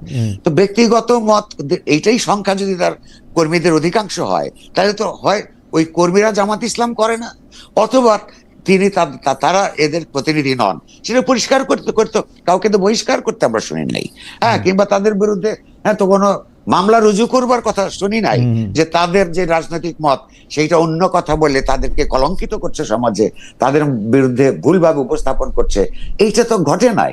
ফলে এই কেবলমাত্র আমাকে একটা গালি দিবার জন্যই তারা এই গালিটা দিচ্ছে। নির্বাচনের ব্যাপারে ব্যাপারটা আমি মনে করি এটা আমার কাছে তথ্য যেমন আছে, বিশ্লেষণও আছে। তারা একটা হাইপ তুলবার চেষ্টা করেছিল, যা জানোবা যে এখনো করছে, যে আওয়ামী লীগকে আপনারা দেখেছেন, বিএনপি কে আমরা দেখেছেন। আসলেই তো আওয়ামী লীগ এবং বিএনপি তো বাংলাদেশের মানুষের সঙ্গে অনেক ব্যাপারেই বিশ্বাসঘাতকতা করেছে। তারা নানান ভাবে এক ধরনের কথা দিয়েছে, নির্বাচনের ম্যানিফেস্টোতে গিয়ে কাজ করেছে অন্যরকম। এই অভিযোগ তো আমাদের প্রত্যেকেরই আছে। যে কোনো আপনার ইনফর্মড, চিন্তাশীল, ইতিহাসবোধ সম্পন্ন মানুষ এইটা বলবে। তো এইটার আমরা এটার বিকল্প চাই। এই বিকল্প তো আমরা তাদের চাইতে পশ্চাৎপদ কোন শক্তির উত্থানকে চাই না। তারা বলছে তাদেরকে পরীক্ষা করতে হবে, তো তাদেরকে পরীক্ষা তো করা হয়েছে। তারা 1971 সালে সবচেয়ে ইতিহাসে বড় পরীক্ষা দিয়েছে। এই দেশের মানুষ যখন সবচেয়ে বিপদের মধ্যে ছিল, সেই বিপদের মধ্যে তারা বিপদাপন্ন মানুষের বিরুদ্ধে ছিল। সেই 71 সালে আবার আপনার এই মালেক মন্ত্রিসভায় তাদের মন্ত্রীও ছিল এই তৎকালীন পাকিস্তান। আমার একটা ছোট্ট প্রশ্ন আছে, তার আগে আমি একজন দর্শকের মতামত আপনাকে একটু পড়ে শোনাই, তাহলে আপনি বুঝতে পারবেন যে আমাদের দর্শকরা কি ধরনের মতামত করতেছেন। উনার নাম আমি পড়তে পারতেছি না, মানে মুশারিয়া 188, উনি বলতেছেন যে খালিদ ভাই অনেস্টির সাথে বলেন তো, আপনি কখনো আমার দেশ সংগ্রাম, ওয়ান, ইসলামী টিভি ইত্যাদি বন্ধ হওয়ার পর আপনি কোনো স্পেশাল টক শোর আয়োজন করেছিলেন কিনা, সেই সময়ের মন্ত্রীকে প্রশ্ন করেছিলেন কিনা, আপনি কি দ্বিচারী নন? ভাই, আপনার জানার জন্য আমি বলতেছি যে আমি করছিলাম অসংখ্য টক শোতে, এগুলি নিয়ে আমি প্রশ্ন করছি। সেই সময় এটা 5টা করে টক শো করতাম দিনে, সপ্তাহে 5টা করে টক শো করতাম সপ্তাহে, এবং এডিটর স্পিক বলে অসংখ্য প্রশ্ন করেছি। এমনকি নুরুল কবির ভাই আমাদের সঙ্গে আসেন, নুরুল কবির ভাই আমাদের অনুষ্ঠানে এসেও এইগুলির কথা অসংখ্যবার বলছেন। আপনারা যদি দেখা থাকেন, দেখার যদি কোনো উপায় থাকে তাহলে দেখবেন। কিন্তু কবি, আমার একটা প্রশ্ন আছে, আপনি আপনার উপরে যে আপনার সঙ্গে এই ভদ্রলোককে আমি আরেকটু মনে করে দিতে চাই, একটু যুক্ত করতে চাই। সেটা হচ্ছে জনরাপদে ভুলে গেছেন, আমরা 1971 সালে যারা মানবতা বিরোধী অপরাধ করেছে তার বিচার চেয়েছে, এখনো চাই। একই সঙ্গে তাদের ভুলে যাওয়া উচিত না, তাদের ব্যাপারে আইনটা যাতে স্বচ্ছভাবে প্রয়োগ হয়, আইনের যাতে অপপ্রয়োগ না হয়, সেইটা বলতে গিয়ে আমাকে আদালতে যেতে হচ্ছে। আমার বিরুদ্ধে আদালত অপমাননার হচ্ছে অভিযোগ এসছে, আমাকে ভর্ৎসনা করা হয়েছে, কিন্তু তখনও কিন্তু তাদের ব্যাপারে বিচারটা যাতে অস্বচ্ছ না হয়, স্বচ্ছ এবং সঠিকভাবে হয়, তার জন্য কিন্তু যখন কেউ ছিল না, তাদের যখন বড় বড় এইখানে সমাবেশ হচ্ছে শাহবাগে, হ্যাঁ, তখনও কিন্তু আমি আবার তাদের অধিকারের জন্য লড়াই করেছি। এরা তাদের আরেকটা মুনাফিকি হচ্ছে, হ্যাঁ, আমাদেরকে যেভাবে তারা চিত্রিত করতে চায়, হ্যাঁ, আমরা তাদের অধিকার রাখবার জন্য, আমি তো এটা ব্যক্তিগতভাবে নেই না, আমি বলছি তারা তাদের রাজনীতি করুন, কিন্তু সেই রাজনীতির ভুল ভ্রান্তি এবং স্বার্থ বিরোধীরা কোথায় সেটা আমাদেরকে বলতে দিতে হবে। তারা যেভাবে করছে তারা বাক স্বাধীনতা বলতে যে তাদের স্বাধীনতাকে বোঝায়, আমরা বাক স্বাধীনতা বলতে আমার রাজনৈতিক প্রতিপক্ষের বাক স্বাধীনতাকেও বুঝি। আমার মনে আসে যে আমি একটু খালি আবার যুক্ত করি যে 2024 সালের যে নির্বাচন হলো, সেই নির্বাচনের সময় আমি বেশ কয়েকটা বড় বড় মানুষের সাথে ইন্টারভিউ করছিলাম, এর মধ্যে নুরুল কবির ভাইও একজন। আপনারা সেই ইন্টারভিউটা এখনো ডিজিটাল ফুটপ্রিন্টে তো সবকিছুই রয়ে যায়, ডয়েচে ওয়েলে থেকে সেই ইন্টারভিউ নেওয়াতে কবির ভাই কিন্তু এই জামাতে ইসলামীর রাজনীতি করার অধিকার এবং অন্যান্য ডানপন্থী জায়গা থেকে রাজনীতি করার অধিকার সম্পর্কে সবচেয়ে সচকিত এবং উচ্চকিত ছিলেন আওয়ামী লীগের আমলে। এই 2024-এর ইলেকশনে আমার ঠিক ডেট মনে পড়তেছে না, এটা জানুয়ারির 2 বা 3 তারিখের মধ্যে হবে। আমি কবির ভাইকে ইন্টারভিউ করছিলাম। কিন্তু কবির ভাই, আমার একটা প্রশ্ন আছে আপনার বক্তব্যের ক্ষেত্রে। আপনি বলছেন আপনাকে যারা আক্রমণ করছে যে প্রথম আলো ডেইলি স্টারে, আপনি তাদেরকে বলছেন যে তারা শিবিরের লোক। আমার কাছে আমার প্রশ্ন হচ্ছে সেইটাও আপনি কোনো প্রেজুডিস থেকে বলতেছেন কিনা? আপনি যেহেতু এখন জামাত শিবিরের উপর ক্ষিপ্ত হয়ে আছেন, আপনার যাকে পছন্দ হচ্ছে না তাকেই আপনি শিবির বা বলতেছেন কিনা? আমাদের দর্শকরাও জানতে চাইতেছেন আপনি তাদেরকে চিনলেন কি করে যে তারা শিবিরের লোক? একদম একদম ক্ষিপ্ত হয়ে, প্রথম কথা আমি ক্ষিপ্ত হয়ে নাই, একদম না। আমি এটাকে আদর্শগত লড়াই হিসেবে দেখি এবং কোন ব্যক্তির ব্যাপারে কোন ক্ষিপ্ত হওয়া আমার অভ্যাসের মধ্যে পড়ে না। আমি তো বললাম স্বভাবের মধ্যেই নাই, তাহলে তো আমি একটা মামলা করতে যেতাম। আচ্ছা, ইতিমধ্যেই যারা গ্রেফতার হয়েছে সেই দিনকার যেইখানে ওইখান থেকে স্পট থেকে যারা আপনার ছবি তুলেছে এবং ভিডিও করেছে, ওইখানে যারা উপস্থিত ছিল তাদের 2-1 গ্রেফতার হয়েছে। তাদের ফেসবুক পোস্টে তাদের পরিচয় আছে, নিজেরাই দিয়েছেন। তাদের মধ্যেই শিবিরের কর্মীরা, একাধিক কর্মীর নাম আছে যেটার সঙ্গে তারা নিজেরাই শিবির বলেন। সুতরাং আমি মোটেও না জেনে ভিত্তিহীনভাবে রাগ থেকে, ক্ষোভ থেকে কোনো অভিযোগ করি না। আমি এটা এইভাবে এটা বলবো কিনা আমি জানি না। ওকে, সারা জীবনে আমার সবচাইতে প্রিয় 2টা ব্যক্তিগত পর্যায়ে 2টা মানুষ ছাড়া কারোর বিরুদ্ধে আমি কোনো ব্যক্তিগতভাবে রাগ করি নাই। আচ্ছা, তো প্রশ্ন হচ্ছে যে, আরে ওই অভিযোগটা ছোট্ট করে আমি উত্তর দিয়ে দিচ্ছি যে তারা নির্বাচন পেছাতে চান কি চান না, এটা তারা বলছেন আমাকে অসত্যবাদী বলে, যে তারাই ফেব্রুয়ারি মাসে প্রথম নির্বাচনের কথা বলেছিল। কথা সত্য, এই পর্যন্ত সত্য। এই যে, কিন্তু তার যে মুনাফিকি স্বভাব, বলবে একরকম, কিন্তু ওই পাশাপাশি সময়গুলিতে তাদেরই বক্তৃতা বিবৃতি, যার ধরেন তাদের এখন এই মুহূর্তের রাজনৈতিক প্রতিপক্ষ তার পুরনো বন্ধু বিএনপি সংস্কার বাদ দিয়ে কেন নির্বাচনের জন্য পাগল হয়ে গেছে, এইটা এইরকম অসংখ্যবার তারা এগুলো বলেছে। যত বছর লাগে সংস্কারটা শেষ করা উচিত, এগুলো তাদেরই বক্তব্য। তারা নিজেদের ফাইল খুঁজলেই তারা পাবেন। ওইটা যেমন ফেব্রুয়ারিতে যেমন চেয়েছে, আবার আর ডিসেম্বরে অন্যরা চেয়েছে বলে আপনার তাদেরকে গালাগালও দিয়েছে। তো দুই নম্বর হচ্ছে তারা আসলে কেন পেছাতে চায়। একটা হলো তথ্য আর একটা বিশ্লেষণ। আপনি লক্ষ্য করুন যে হাইপ তুলেছিল তারা বুঝি বা ক্ষমতায় চলে যাচ্ছে। আচ্ছা, কিন্তু এই যে বিএনপির বিরুদ্ধে একটা অভিযোগ আছে না, এরা যখন ওই টেম্পু আর বাজার দখল করতে যায়, বিএনপির থেকে জামাত কিছু কিছু ব্যাপারে অনেক স্মার্ট পার্টি, পলিটিক্যাল পার্টি হিসেবে তারা তখন রাষ্ট্রের স্ট্র্যাটেজিক পয়েন্টগুলিতে তাদের লোক বসিয়েছে আর চাঁদাবাজিও করেছে। সেগুলো অনেক ভীষণ স্মার্টলি। আচ্ছা দেখুন, এটা 2-3 ধরনের উত্তর আছে, তবে একটা কথা বলে রাখি, আপনি কিন্তু ঘরে বলেছেন সম্পাদক ওখানে গেছে, আমি কিন্তু ওখানে যাই না। আমার সেটা প্রশ্ন আছে, লেজ আছে যে আপনি যান নাই কেন? আপনাকে কি দাওয়াত দেয় নাই, নিমন্ত্রণ দেওয়া হয় নাই? না, আপনি ভদ্রতার সঙ্গে দাওয়াত দিয়েছে, সেটা আপনাকে আমি বলছি। আচ্ছা, জামাতের কি করা উচিত ছিল আপনি প্রশ্ন করেছেন, এটা আসলে জামাতেই ভালো বুঝবে। না, জামাতের যে দলের শেডো, মানে বিএনপির পিছনে পিছনে থাইকে জাতীয় পার্টি যেমন নিজেদের আখের গুছায় নিছিল, জামাতের মতো করে এটা করতে পারতো কিনা, যেহেতু যারা জানে যে তারা নির্বাচনে জিতবে না? আচ্ছা, জামাতের কিন্তু তার জন্মের পর থেকে এখন এই পর্যন্ত ইতিহাসের বড় বড় বাকগলিতে বড় বড় ভুল করবার রেকর্ড আছে। ওকে, আপনি লক্ষ্য করুন, বাংলাদেশে এই এলাকার মানুষ, বিশেষত পূর্ব বাংলার কৃষকরা যখন পাকিস্তানের জন্য আন্দোলন করে, পাকিস্তানের দাবি যখন সবচেয়ে জনগণের দাবি, পপুলার দাবি, জনপ্রিয় দাবি, জামাত ইসলামী তখন পাকিস্তানের বিরুদ্ধে ছিল। পাকিস্তান সৃষ্টি হওয়াটাকে জামায়াতের নেতা, তৎকালীন নেতা আপনার মৌলানা মওদুদি, এইটা পাকিস্তানে একটা বাজে বস্তু হিসেবে আপনার তৈরি হচ্ছে এবং জিন্নাহকে গালাগাল দিতেন। দেখুন কত জনগণ ছিল পাকিস্তানের পক্ষে।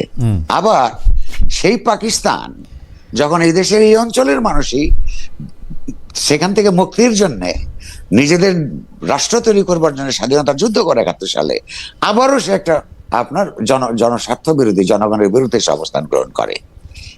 এই যে আপনার 1986 সালের নির্বাচন, তারপর স্বাধীন বাংলাদেশে 86 যখন আওয়ামী লীগের নেতারা এখনো বোঝে কিনা যে 90 সালে তারা যে নির্বাচনে জিতে নাই, তার একটা প্রধান কারণ রাস্তায় এক সন্ধ্যার সময় বলেছে আগামীকাল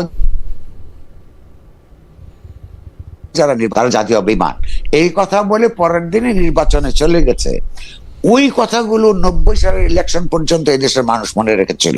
তারা অপরাপর অন্যান্য কথা বাদ দিল। জামাত ইসলামও সেই রাস্তার জনগণের লড়াই বাদ দিয়ে ওখানে গেছে।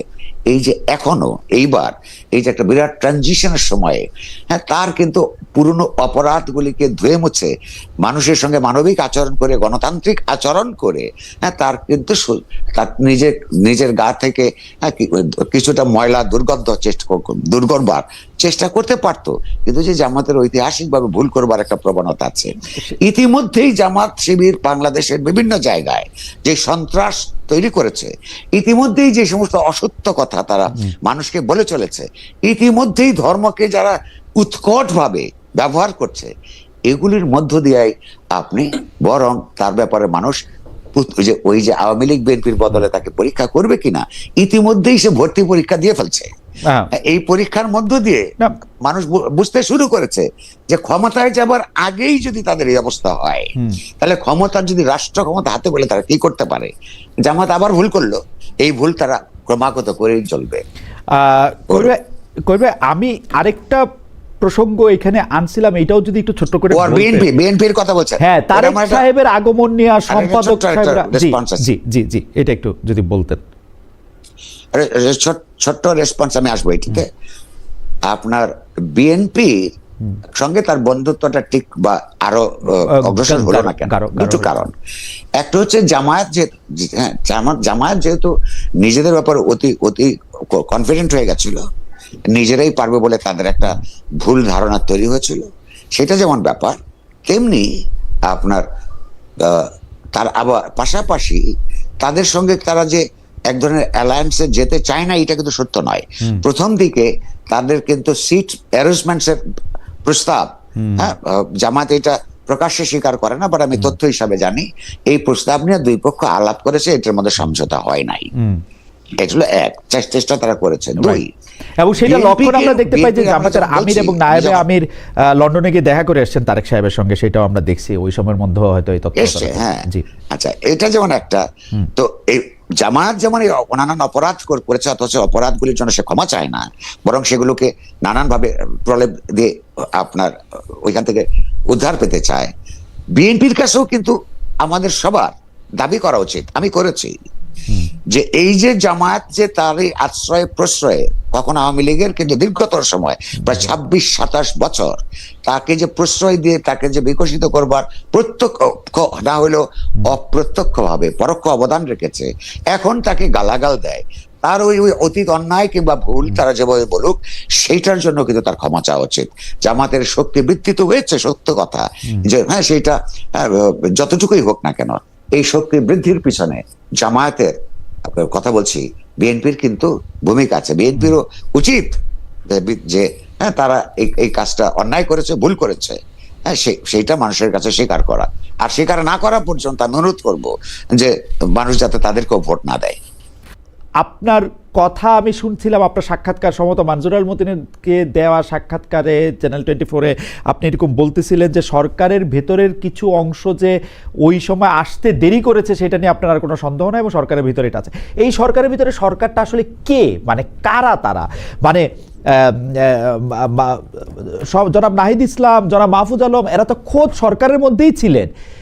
এরা আবার এটা নামও বলতেছে না। এনসিপি আবার বারবার বলতেছে যে এই সরকারের অনেক কিছু, এনসিপি নেত্রী একজন, আমার নাম মনে পড়তেছে না, উনি বলছে যে এই উপদেষ্টাদের এইসব কিছু প্রকাশ করে দেওয়া হবে। এরা এই সরকারের ভিতরে সরকারটা আসলে কে, মানে কারা? দেখুন, আর্মি, ডিজিএফআই, জি, পুলিশ, জি আলাপটা করছি আমি। দেখুন, দুটো, একটাও যে আমি যে ওইটা কথা বলেছি যে সরকার এটা হতে দিয়েছে, হ্যাঁ, যে কারণ হচ্ছে আমি তো ওই ঘটনার একটা পর্যায়ে যখন আপনার ডেইলি স্টার অফিস প্রাঙ্গণে উপস্থিত হই, সেইখানে যখন এটা আপনার এই যে স্লোগান দিচ্ছে, তারপরে গাড়ি আসতে দিচ্ছে না, বোতাম কল, তখন তো আমার অনেক মন্ত্রী সাহেবদের সঙ্গে ফোনে কথা হচ্ছিল। তারা অনেকে যে চেষ্টা করেছে তা নয়, কিন্তু দুটো ব্যাখ্যা আছে। একটা হচ্ছে যে তার আপনার কোনো নিয়ন্ত্রণ এই সরকারের কার্যকর নিয়ন্ত্রণ এই প্রশাসনের উপর নাই, কারণ হচ্ছে যে ওই যে নন পলিটিক্যাল লোক হলে যা দাঁড়ায়।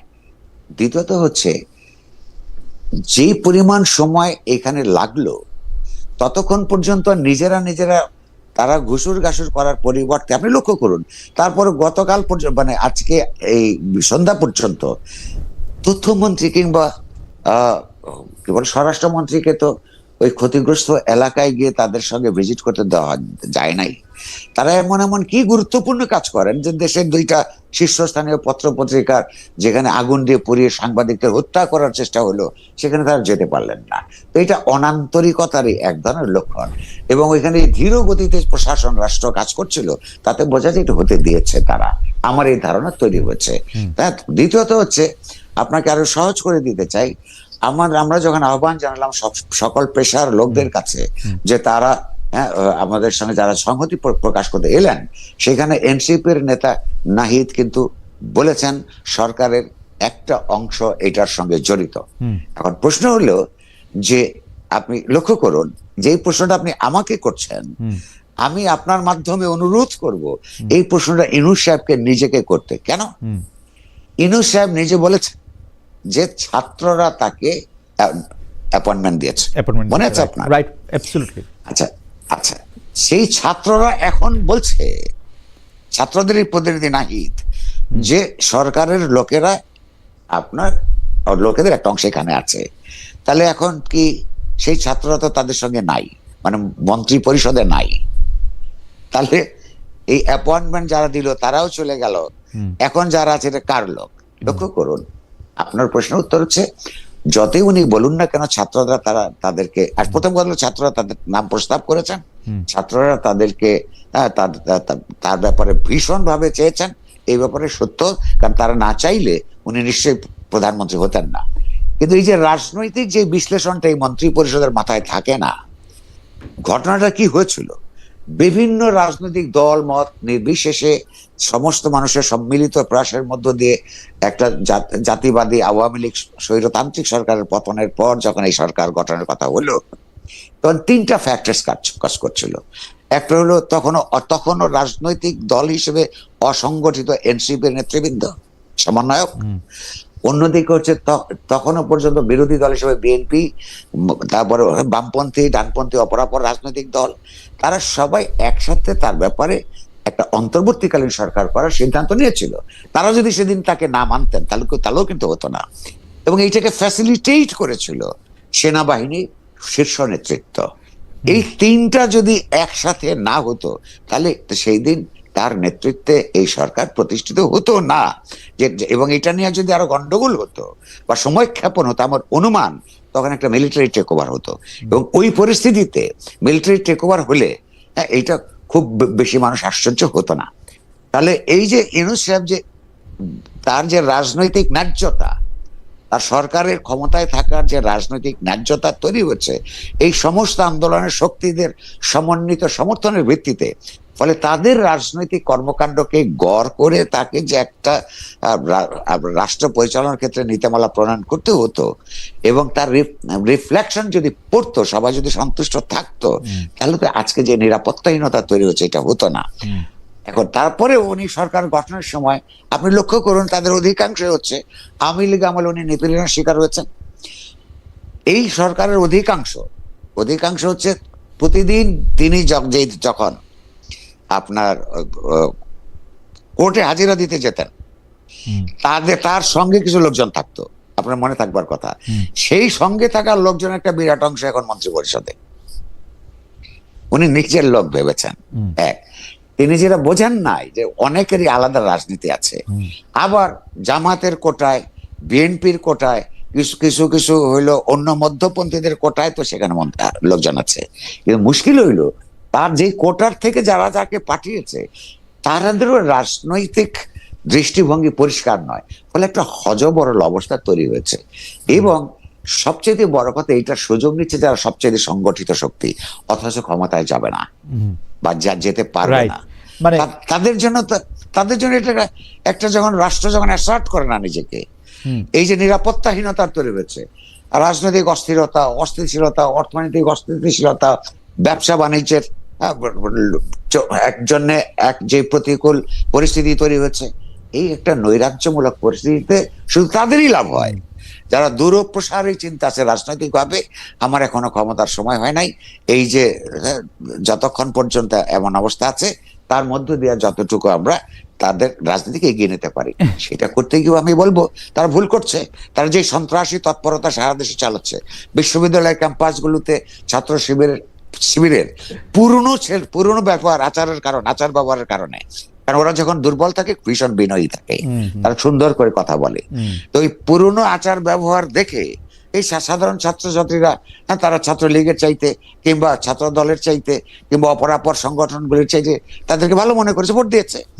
আগামী 1 মাসের মধ্যেই যদি এই সমস্ত ক্যাম্পাস আবার ভোট হয়, আমি আপনাকে লিখে দিচ্ছি ছাত্র শিবির পাশ করবে না। কারণ ইতিমধ্যেই তাদের তৎপরতার ধরন থেকেই মানুষ ভয় পেয়ে গেছে।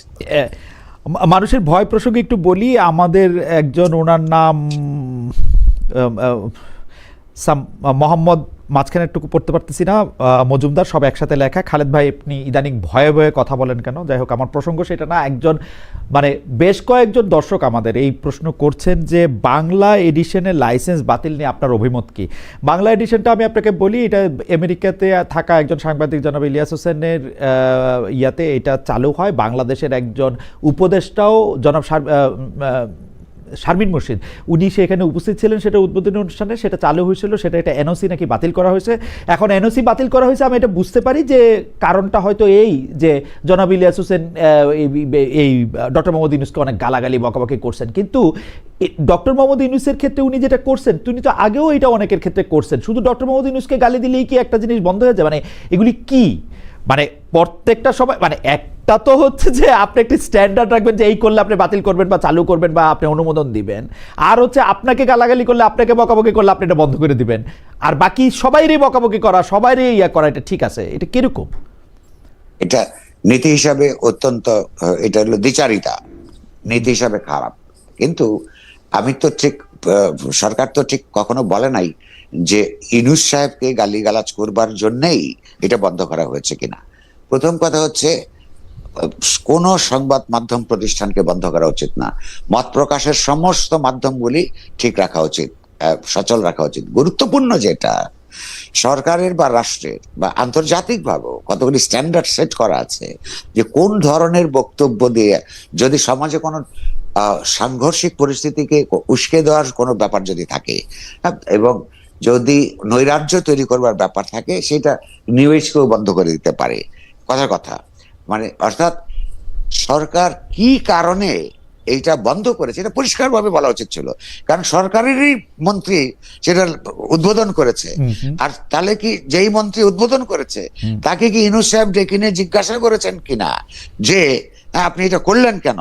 অথবা ওই মন্ত্রী ইউনূস সাহেবকে গিয়ে জিজ্ঞেস করেছেন কিনা, বা স্বরাষ্ট্রমন্ত্রীকে, যে আমি যে এটা উদ্বোধন করে আসলাম আপনি সেটা বন্ধ করলেন কেন? লক্ষ্য করুন, অসঙ্গতির কোনো শেষ নাই। আমি মনে করি যে ওইটা বন্ধ করা ঠিক হয় নাই। শুনুন, এই যে জামাত ইসলামে যে আজকে একটা বা অন্যান্য দক্ষিণপন্থী দলগুলি যে বারাবর এই জায়গায় চলে গেছে, এইটা তারা অনেক কথা বলতেছে বলে মানুষ বুঝতে পারছে।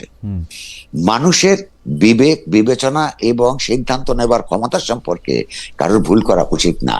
কেমন কারণ হচ্ছে যে মানুষ ঠিক বুঝতে পারে যে কেউ যদি গালাগাল দিচ্ছে দিক না, হ্যাঁ, খুব গায়ে লাগে, আর এটা সত্য। হ্যাঁ, কিন্তু সেটা ধৈর্য থাকতে হবে আপনার।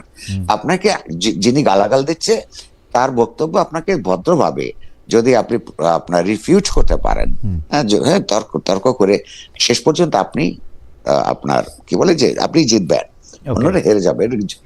আর আরেকটা কথা হচ্ছে, গালাগাল তো দিবে। আপনি যে প্রশ্ন করছিলেন একটা, হ্যাঁ, গালাগাল দিয়ে কথাও আছে ওই যে মানে সারাক্ষণ মানে আপনি যদি আমাদের এখন যারা লাইভ আমাদের দেখতেছেন তাদের অনেকেই আপনার কথা পছন্দ করতেছেন, অনেকে আবার পছন্দ করতেছেন না। যারা পছন্দ করতেছেন না তারা আবার খুব মানে আমি বলবো না যে খুব শালীন ভাষায় আপনাকে কথা বলতেছেন, খুব অশালীন ভাষায় বলতেছেন। আমাকেও মানে আমি একটা উদাহরণ দিলে আপনি বুঝবেন করবে, আমি তার নাম বলতে চাই না। এরকম বলতেছিল যে দুইজন বাটপার বসছে। এখন আমি পর্যন্ত ঠিক আছে, কিন্তু আপনাকে বলা এটা আমারও এই যে গায়ে লাগে আর কি, যেটাকে আপনি গায়ে লাগা বলতেছেন। তার আগে যে আমি কমেন্টটা পড়লাম, আপনি ইদানিং ভয়ে ভয়ে কথা বলেন, দেখেন কমেন্ট আসে এরকম। ওনার নাম হাসনাত কিরণ 3719। তিনি বলছেন খালেদ এখন যে কমেন্ট পড়লেন সেটা যে আপনারই বট বাহিনীর করা কমেন্ট সেটা সহজেই বোঝা গেল। আপনি বলতেছিলেন যে মানুষ নাকি বোঝে, মানুষ তো সহজে নানা রকম কিছু বোঝে দেখি। মানে আমার বট বাহিনী দিয়ে আমার বিরুদ্ধে আমি কমেন্ট করতেছি বা পক্ষে কমেন্ট না, প্রতিটা কিছু কিছু সময় লাগে। ধরুন আমার তো সন্তান সন্ততি আছে, মা বাবা ছিলেন, আমি খালি আমার মা মারা গেছেন এটার জন্য এখন আমি কৃতজ্ঞ। মানুষের মা মারা গেলে কেউ কৃতজ্ঞ হতে পারে?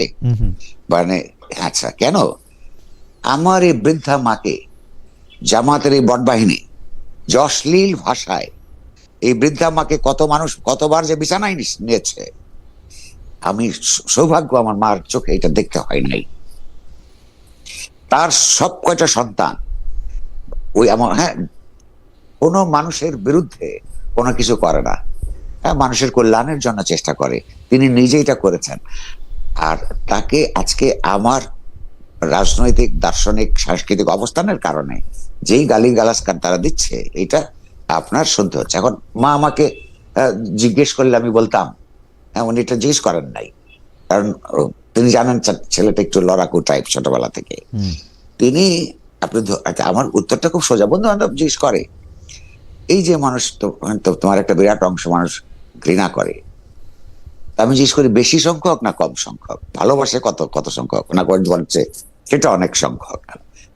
আপনি একটা সমাজের মধ্যে ভেস্টেড ইন্টারেস্টের বিরুদ্ধে কথা বলবেন, এক সংগঠিত নৃশংস শক্তির বিরুদ্ধে কথা বলবেন, একটা বৈষম্য যুক্ত একটা সমাজের মধ্যে বৈষম্যের প্রতিষ্ঠাহীনতা জন্য, সাম্যের জন্য লড়াই করবেন, তাহলে আপনার শত্রু তৈরি হবে না।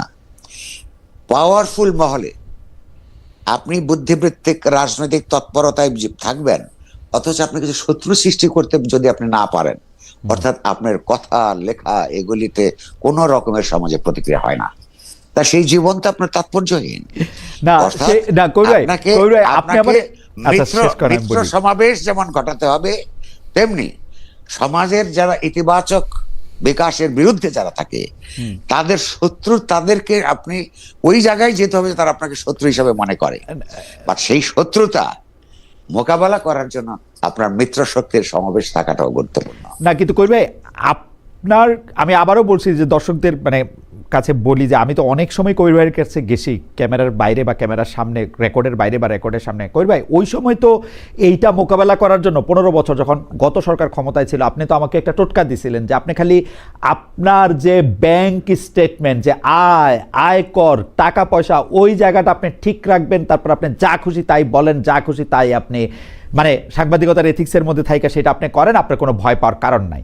কিন্তু এখন তো আর মানে সেইটা আমি মাইনে চললাম, কিন্তু এই যে শত্রু বা এই যে গালাগালি, এইটারে কি কোন স্টেটমেন্ট ক্লিয়ার রাখা মোকাবেলা করবে? এইবার এই কারণে আমি আসছি।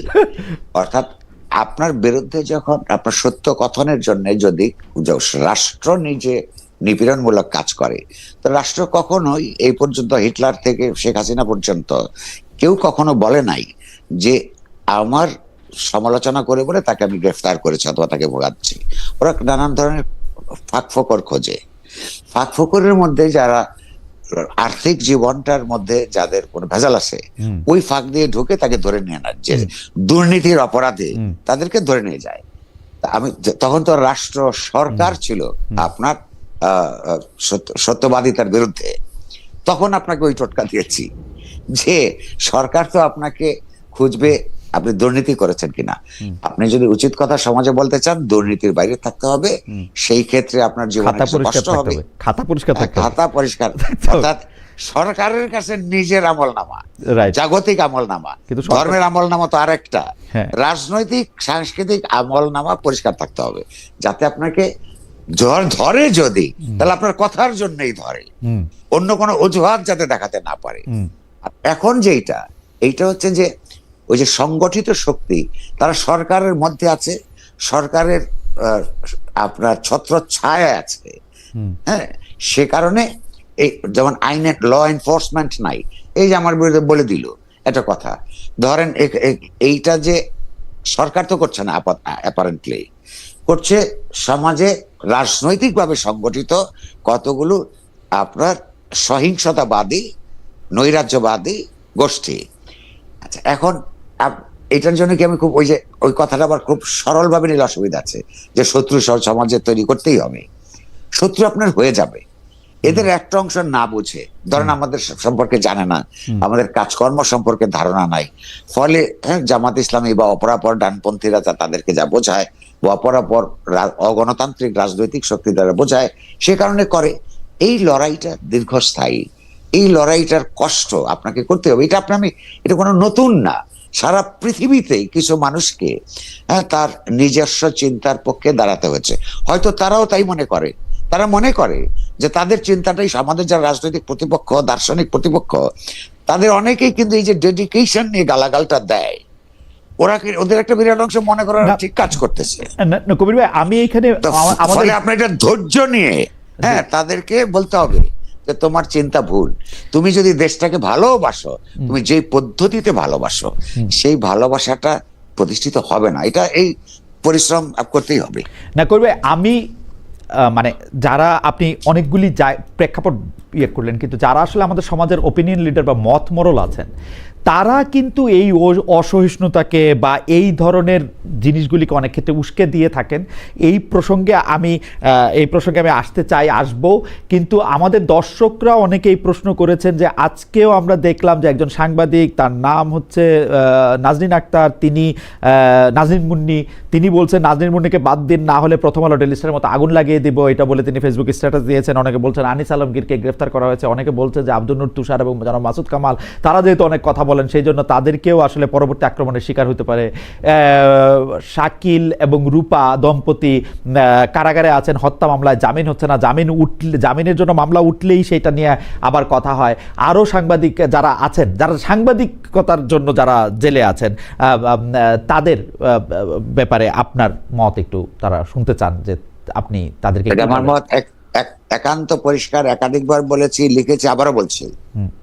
সেটা হচ্ছে যে বাংলাদেশের দলীয় বুদ্ধিজীবিতার কারণ একটা প্রবণতা, ধারা তৈরি হবার কারণে বিভিন্ন সময় বিশ্ববিদ্যালয়দের অধ্যাপক থেকে শুরু করে সাংবাদিক পর্যন্ত বিভিন্ন সময় সরকারের সঙ্গে অযাচিতভাবে খামোকাই কিছু সুখ সুবিধার জন্য আপনার দালালি করেছে। কিন্তু আমি মনে করি রাজনৈতিকভাবে দালালি করা একজনের অধিকার, যতক্ষণ না আপনি হইলো খুন খারাপি করছেন। এই যে সাংবাদিকদেরকে নিয়ে গেছে, সেই সাংবাদিকদের বিরুদ্ধে খুনের মামলা আছে, ধরে নিয়ে গেছে। আমরা সরকারের সঙ্গে কথা বলেছি যে তারা যদি দুর্নীতি করে থাকে, তারা যদি হত্যাযজ্ঞের ক্ষেত্রে উস্কানি দিয়ে থাকে, ইনসাইটমেন্ট, এটা ফৌজদারি অপরাধ, এইসব অপরাধে যা যা আছে সেটার জন্য আপনারা সুষ্ঠুভাবে সেইটা ইনভেস্টিগেশনের সাপেক্ষে বিচার করেন।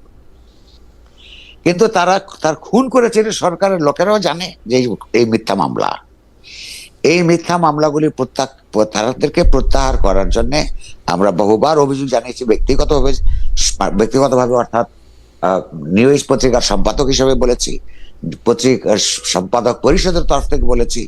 সরকার আপনার আমাদেরকে কথা দিয়েছে করবে, কিন্তু সরকার সর্বশেষ বলেছে আমরা প্রকাশ্যে, সেই বিষয়ে এই সরকার কোনো ন্যূনতম পদক্ষেপ গ্রহণ করে নাই।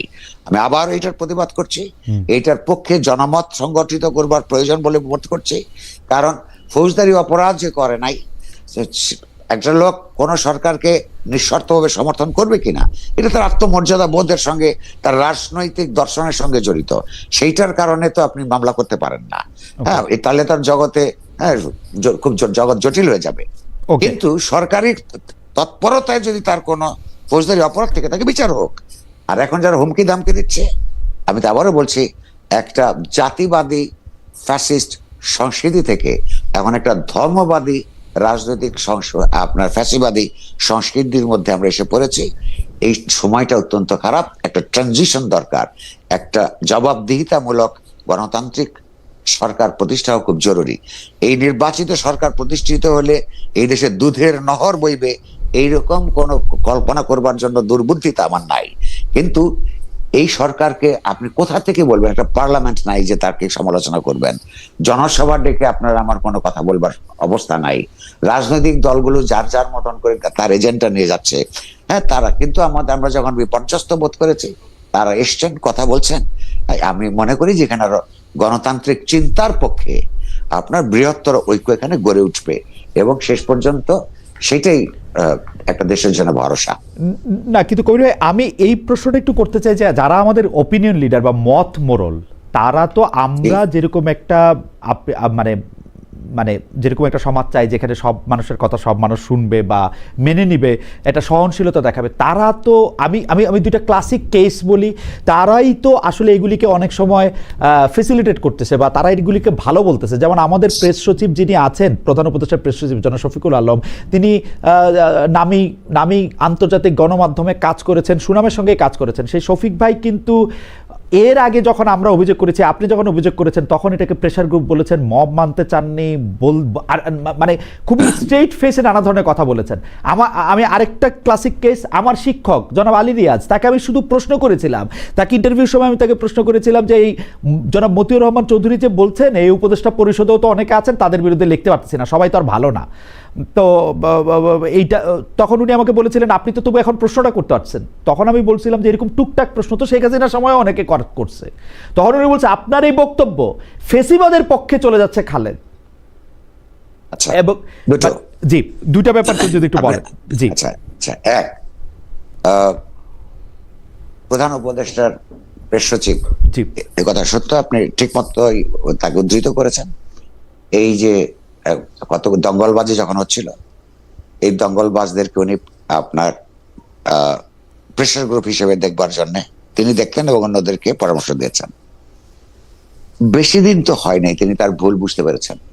আপনি লক্ষ্য করুন, ওই গ্রুপটাই যখন আপনার এই ডেইলি স্টার প্রথম আলো অফিস আগুন দিচ্ছে, ওই রকমের চিন্তার পক্ষের লোকেরাই যখন দিচ্ছে, একেবারে উগ্র ডানপন্থী ধরনের, সেটা তারপর উনি যে ফেসবুক পোস্টটা দিয়েছেন কেঁদে কেটে, তার মনে হচ্ছে যে ধরুন দ্বিধা হও, এটা বলেছেন উনি।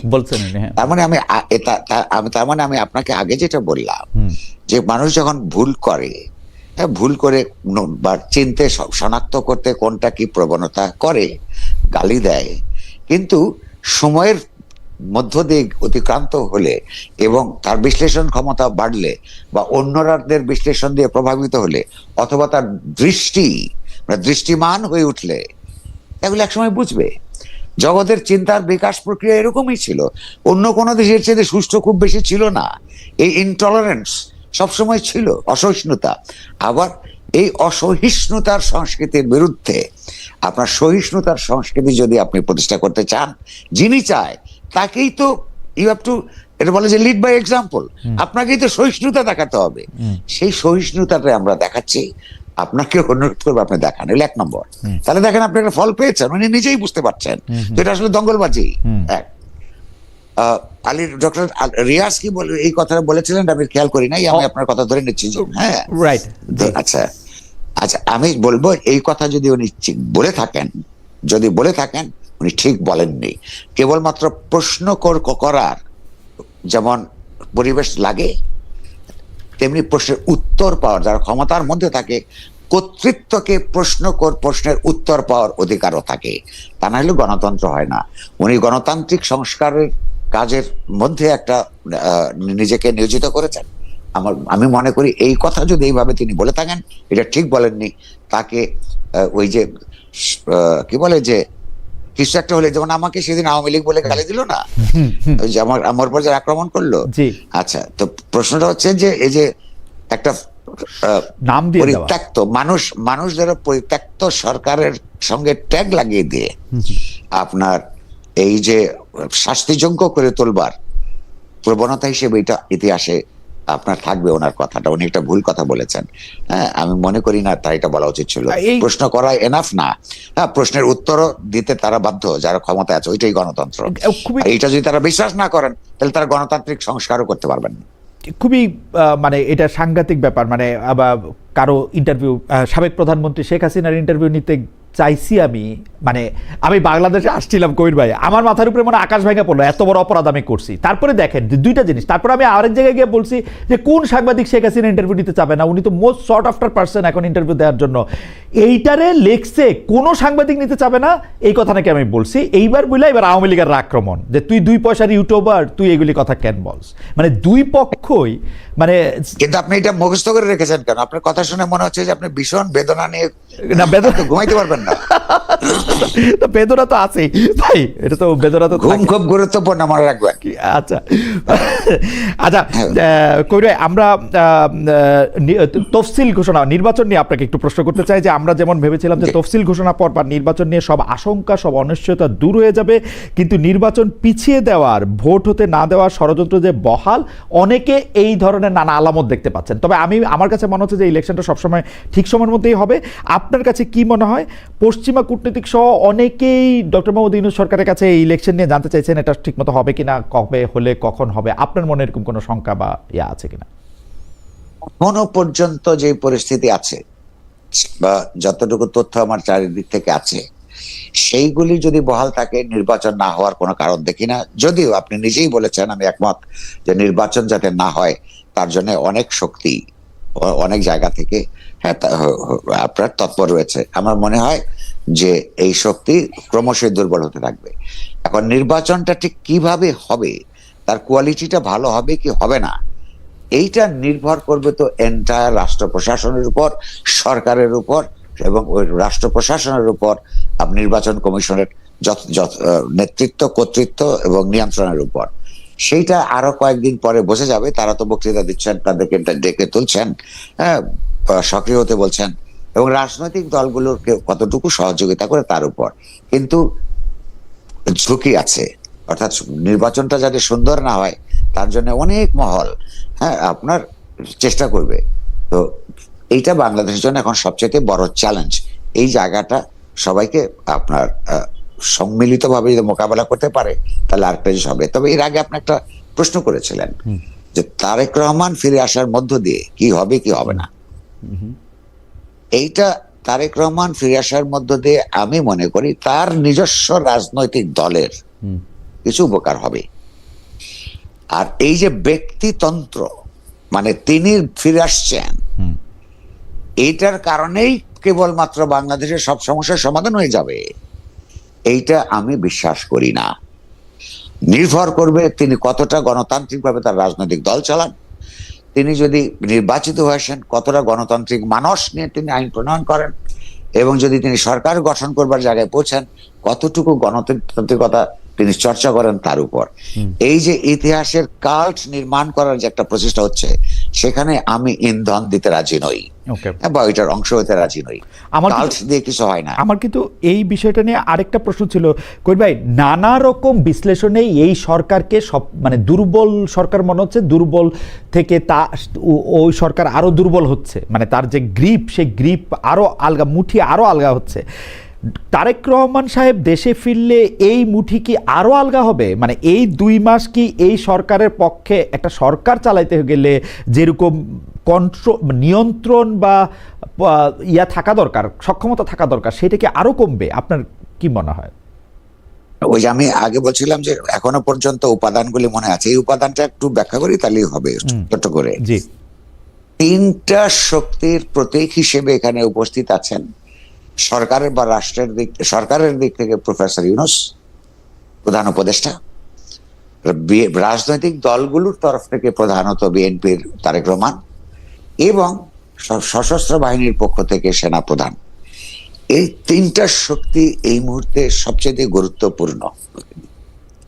এটা তারা কেন গুরুত্বপূর্ণ হওয়া উচিত কিনা সেটার আরেকটা তর্ক। আমি তো এই যে রাষ্ট্র ব্যবস্থাকে অগণতান্ত্রিক মনে করি। এই রাষ্ট্র পার্টি আমি চাই না নতুন গণতান্ত্রিক রাষ্ট্র চাই, সেটা একটা আরেক আলাপ। প্রশ্নটা হচ্ছে যে নির্বাচনের জন্য এই তিনটা ফ্যাক্টর যদি এক থাকে তাহলে নির্বাচনটা হবে। ফলে আমি মনে করি অধ্যাপক ইউনূস, তারেক রহমান এবং জেনারেল ওয়াকার, এই তিনজনের মধ্যে সব যদি একটা ভালো সমঝোতা থাকে, এই সমঝোতারা যখন সমাজ টের পাবে, অপরাপর শক্তিগুলি যখন টের পাবে, তখনই নির্বাচন বিরোধী তৎপরতা দুর্বল হয়ে আসবে। আবার সেইখানেই আবার নির্বাচন কমিশনও ওই প্রশাসনের উপর তার কর্তৃত্ব চর্চার জন্য আপনার শক্তিমান হবে। ফলে এই কারণেই বলছি যে এদের মধ্যে যাতে ভাঙন ধরে সেটাও চেষ্টা করার লোকজন আছে। এটা আমরা মাঝে মধ্যে নানান লক্ষণ দেখি।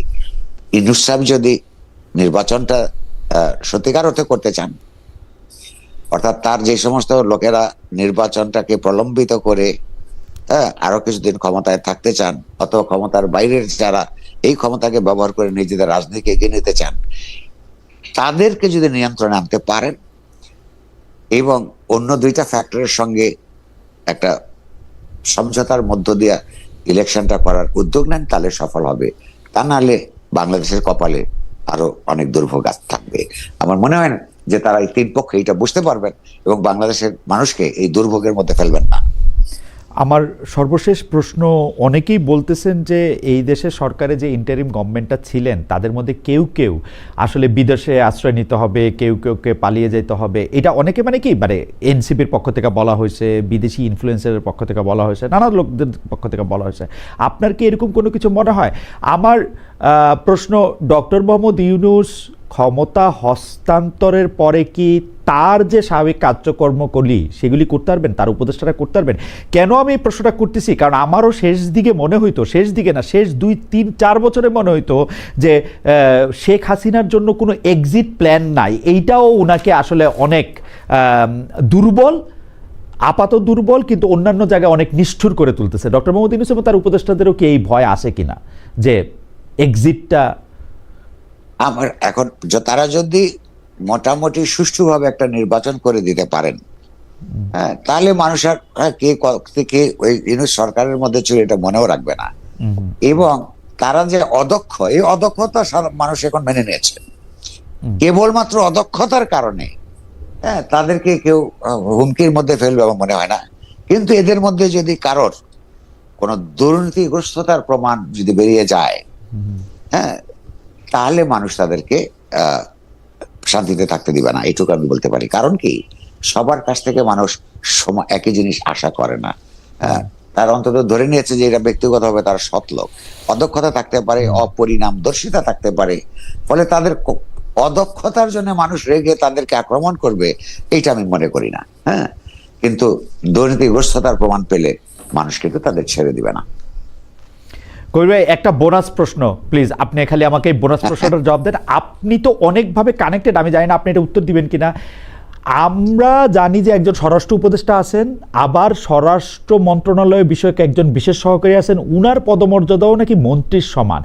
এই ক্ষেত্রে উনাদের দায়িত্ব কি বন্টন করা আছে? মানে উনারা কে কোন কাজটা করবেন, বা মানে মানে এইটা কি আপনার জানা আছে? মানে কে কার বস, বা কে কার কি কোন কাজ, মানে কে উপরে কে? পরিষ্কারভাবে বন্টন করা নাই। এবং ওনারা দুইজনই একজন আরেকজনের কাছে রিপোর্ট করেন না, দুইজনই রিপোর্ট করেন প্রধান উপদেষ্টার কাছে। এই দুইজন কে নেওয়ার অর্থ হইল যে প্রথম জনের উপরে প্রধানমন্ত্রীর নিশ্চয়ই আস্থার অভাব, সেইটার কারণে তাদের ভেতরকার টেনশন আছে। এটা একটা বিরাট প্রসঙ্গ। কিন্তু এই যে এখানে সমন্বয়হীনতা আছে, অদক্ষতা আছে, অঙ্গীকারের অভাব আছে, বুঝবার সমস্যা আছে। তো ডক্টর মোহাম্মদ ইউনূস যাই না বুঝা এরকম সেনসিটিভ একটা পোস্টে দুইটা লোককে রাখছে, মানে এটা যাই না বুঝা। এবং মানে আপনি বলছেন জেনে এবং বুঝে করছে, আমি খুব নিশ্চিত নই জেনে এবং বুঝে করেছেন কিনা। একটু বুঝ না থাকলে তো আরো সমস্যা করি ভাই, মানে তো মহা মুসিবত, আমরা জানি না। তো করবে, আপনাকে অনেক ধন্যবাদ। আপনি আমাদের সাথে অনেকক্ষণ ছিলেন, মানে যতটুকু সময় আমরা আপনার কাছে চেয়ে নিয়েছিলাম তার থেকেও একটু বেশি সময় আপনি থাকলেন। আপনি যদি আমাদের দর্শকদের জন্য কিছু বলেন, নাহলে আমার আর কিছু বলার নেই, আমরা অনুষ্ঠান শেষ করি। জি, দর্শকদের জন্য প্রথমে হচ্ছে এতক্ষণ যারা যারা ছিলেন তাদেরকে আমি অনেক ধন্যবাদ জানাই তাদের ধৈর্যের জন্য। বাংলাদেশ একটা ক্রান্তিকালীন অবস্থার মধ্যে আছে। এইখান থেকে একটা ইতিবাচক উত্তরণের জন্য আমাদেরকে ঠান্ডা মাথায় আপনার অনেক ধৈর্যের সঙ্গে এগিয়ে যাওয়ার চেষ্টা করতে হবে। সবচেয়ে বড় কথা হচ্ছে চিন্তাশীলতা। চিন্তা করতে হবে, চিন্তার বিশ্লেষণগুলো নিজেদের মধ্যে বিকশিত করতে হবে। কেবলমাত্র গালাগাল কিংবা প্রশংসা এটা পুরো সমাজকে উপকার করে না। আপনারা এটা মনে রাখলে খুশি হব। অনেক ধন্যবাদ আপনাদের। কবির ভাই, আপনাকেও অনেক ধন্যবাদ। দর্শক আপনাদেরকে ধন্যবাদ জানিয়ে আজকের অনুষ্ঠান আমরা এখানেই শেষ করছি। দেখা হবে অন্য আরেক দিন, আরেক সময়, আরেক অতিথিদের সঙ্গে। জি, থ্যাংক ইউ।